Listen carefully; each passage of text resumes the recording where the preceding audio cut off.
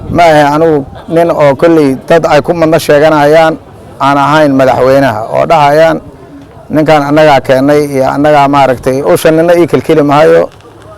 حر أيان هاي سحر أنا ضدك وشقين دونا ما أنت وعن جونا مجال وزيل أو كعام بحضي إسكعل أنت عدوجا ورابياش قواريش الشباب كعام بحضي ayaan maanta joognaa waxaan ka imid furunta hore waxaan u nimid arrimo oo sheegaya ayaan u nimid halkaan markaan imidna waxaan ugu imid magacawgeyga waxaan u mahadnaqahayaa Allah subxaanahu wa ta'ala waxaan sidoo kale aan leeyahay Allah karaameeyo ninkii uu karaameeyay gobolka mudug inuu gudoomiyaha iga dhigo waa madaxweyne Axmed Cabdi Kaariye Qoorqoor madaxweynaha galmudug waxaan rajaynayaa haddii Ilaahay uu idmo in aanan ka darin ee aan ka raayo aan ka shaqeeyo arrimaha awalba hore aan ugu tababaraa oo ah amniga iyo dib u heshiisiinta iyo daadejinta maamulka gobolka mudug haddii Ilaahay idmo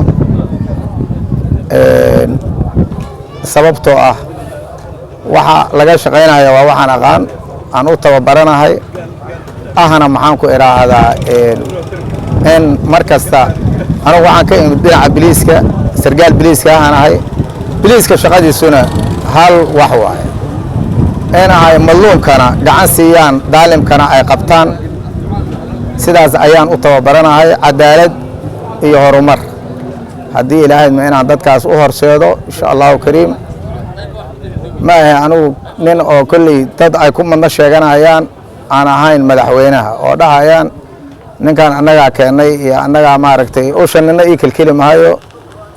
xor ayaan ahay si xor ahana dadku ugu shaqeyn doonaa ona kala axan maayo dhamaantood si wada jir ah sharaf iyo ciso iyo kala dambeyn ay ku dhahan tahay ayaan ugu shaqeyn doonaa